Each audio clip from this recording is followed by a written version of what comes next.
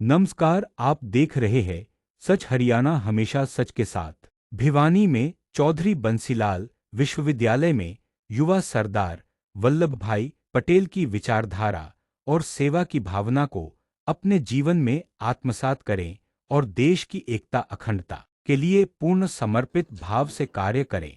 यह विचार सांसद चौधरी धर्मबीर सिंह ने माय भारत के तहत चौधरी बंसीलाल विश्वविद्यालय में आयोजित प्रेस वार्ता को संबोधित करते हुए कहे।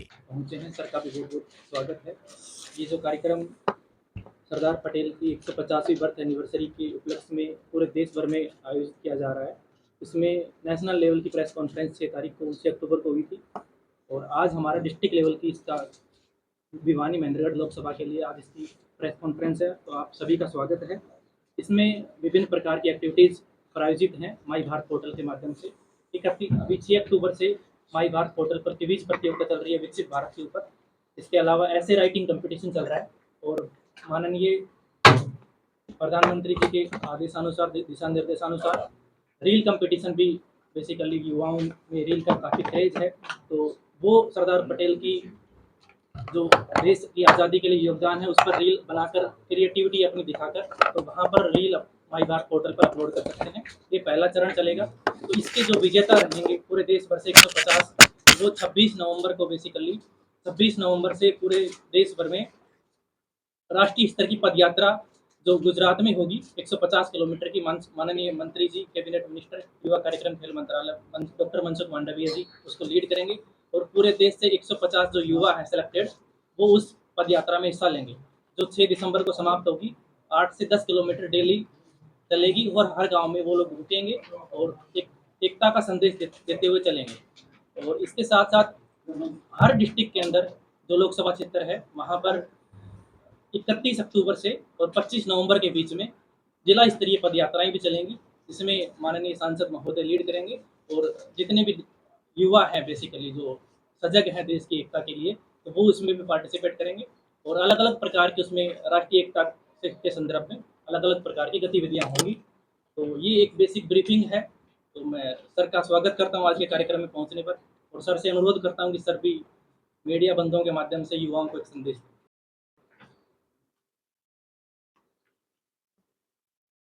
आज सरदार पटेल की जयंती के उपलक्ष्य में पूरे 150 साल के इस समय के लिए जो जयंती मनाई जा रही है, ये तो लंबा प्रोग्राम चलेगा जैसा कि अभी आपके सामने बताया है।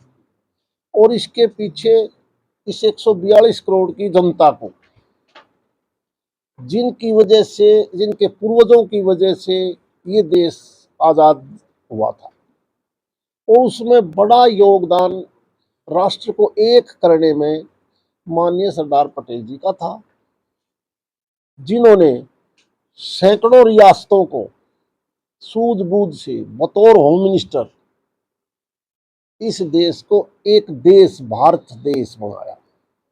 वरना ये जब अंग्रेज यहाँ से गए, उन्होंने जाते जाते एक बीज बोया था कि हम तो जा रहे हैं, जिसने पाकिस्तान में जाना है वो पाकिस्तान में जाओ, जिसने हिंदुस्तान में रहना है हिंदुस्तान में रहो, जिसने इंडिपेंडेंट स्टेट रखनी है, अपना मर्जर किसी में नहीं करना, तो वो भी स्वतंत्र है।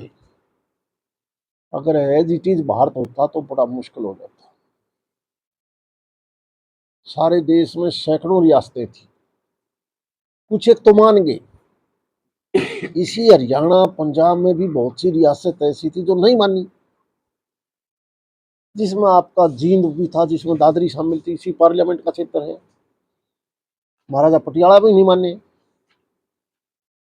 माननीय पटेल साहब ने डंडा चलाया, 48 में जाके इन लोगों ने सरेंडर किया।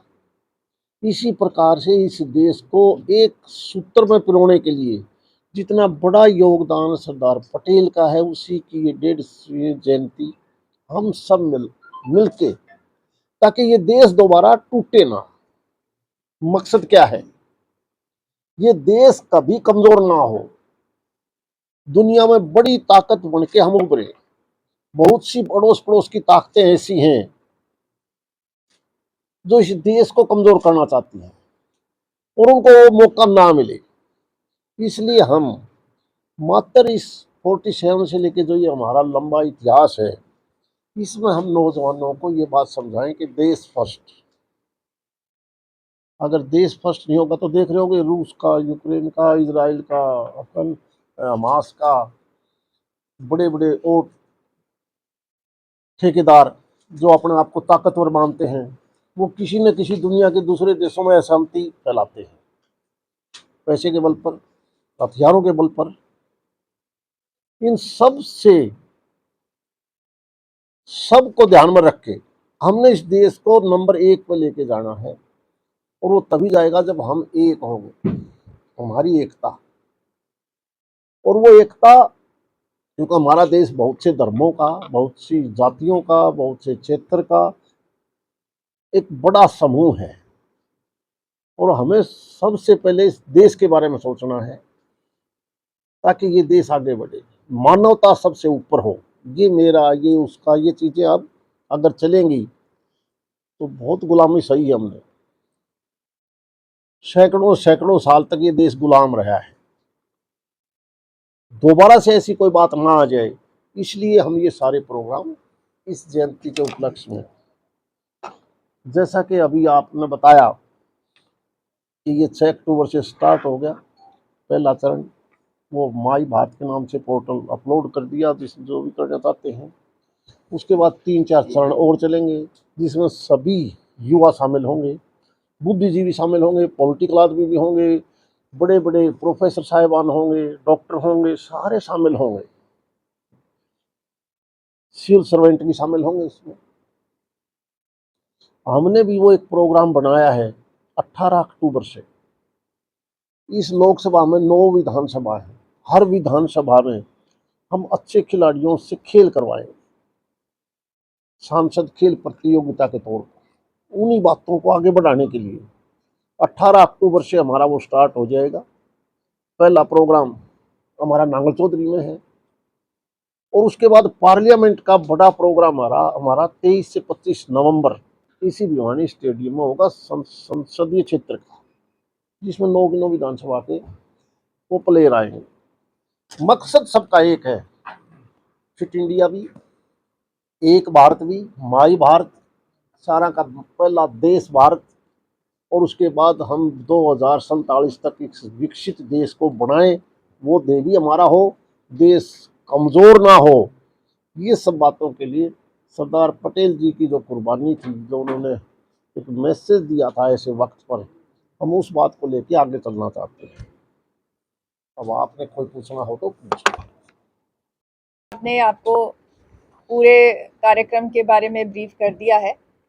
वाइस चांसलर होने के नाते मैं भी ये मानती हूँ कि हमारे सबका एक संकल्प होना चाहिए, एक भारत श्रेष्ठ भारत। और श्रेष्ठ भारत तभी होगा जब हम जाति धर्म के भेदभाव भूल कर राष्ट्र को प्रथम मानेंगे और आत्मनिर्भर बनेंगे।